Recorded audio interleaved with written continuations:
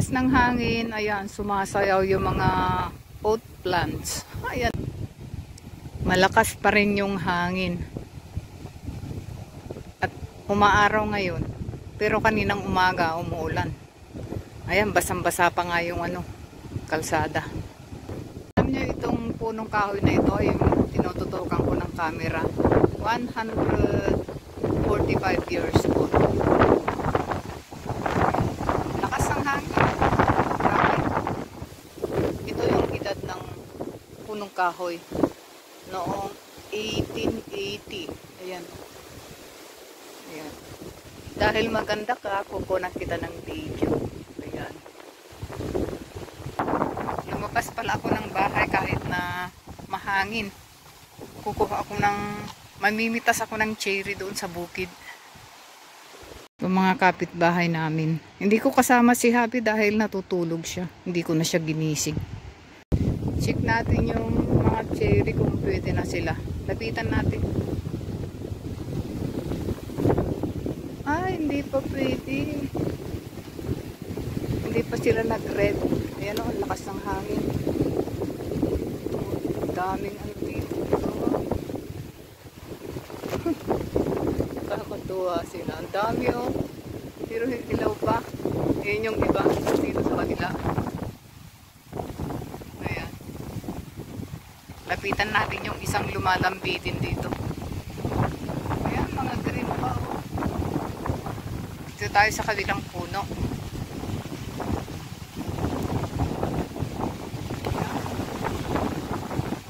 Ang dami na sa taas, pero dito pa.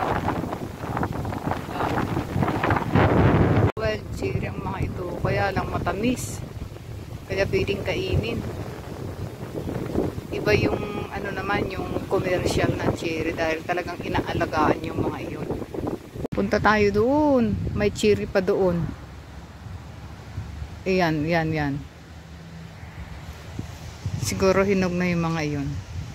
Medyo malayo nga lang. Siguro mga 10 minutes sa lakarin mula dito.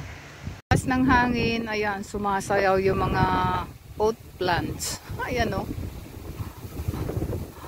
Ayan, sumasayaw-sayaw sila. Ang gandang tignan. Kita ko sa'yo sa malapitan. Sa inyo sa malapitan. Ayan o. Ayan, ganyan siya. Ayan. Malikot, pati yung camera ko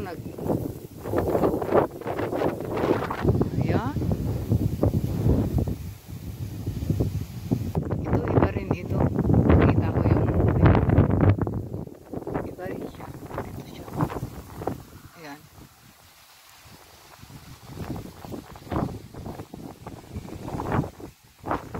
Yung mga damo, ayan, nagsisisayawan sila.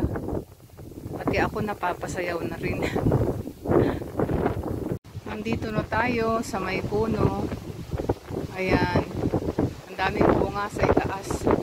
Pero sa ibaba, kunti lang. Kasi kinukuha din ng mga ibang tao yan. For all. Itong cherry na ito ay for all. Lapitan natin. Mga damo yung inaapakan natin dito kasi hindi pa nila grass cutter ito.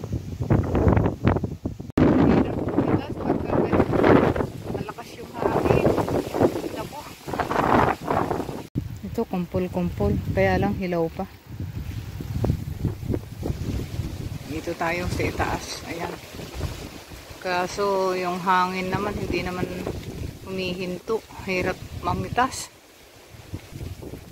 Tinatangay ng hangin tapos hinuhuli ko na lang. Ang tulad nito, ayan. Tapos ito. Pati ako dito kamay.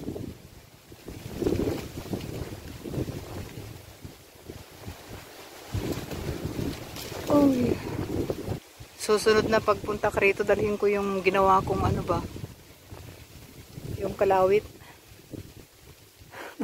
Ano ba yung kalawit sa Tagalog? Panungkit. Dadalhin ko yung panungkit na ginawa ko.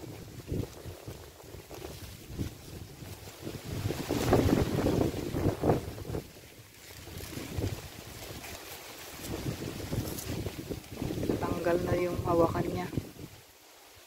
Isubo ko na lang. Ito dapat ang hinog, ang tamang hinog niya pag nahinog na. Ganito.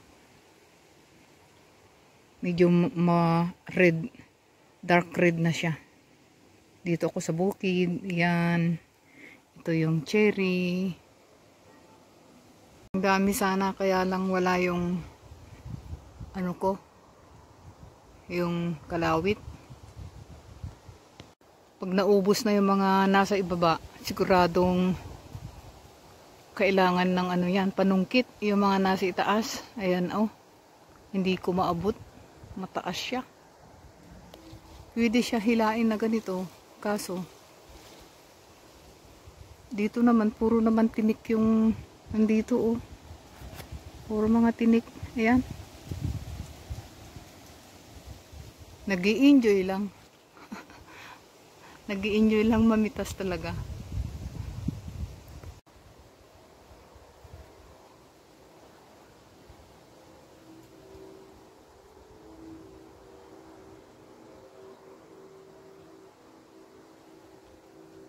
Malalaki din yung bunga ng cherry dito. Ayan. Malalaki siya.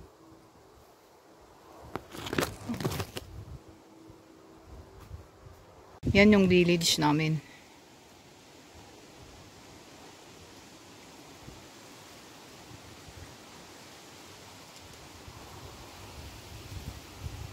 Puro bukid. Taniman ng mais. Yan oh.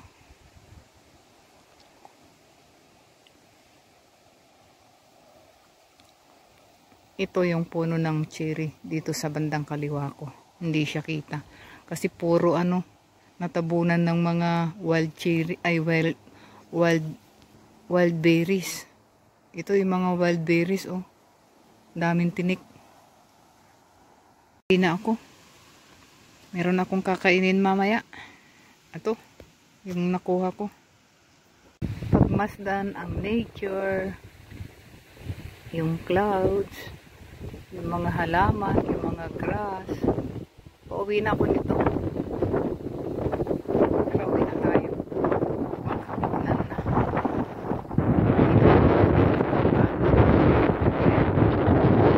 Mamaya na ulit. Pagdating sa bahay. Andito na ako sa bahay at nilagay ko na yung mga napitas kong cherry. Pero hindi pa sila gaanong hinog. Pakita ko yung hinog na cherry. Ito. Wild cherries po ang mga ito. Hindi pang commercial pero matamis siya. Thank you for watching po. Bye bye.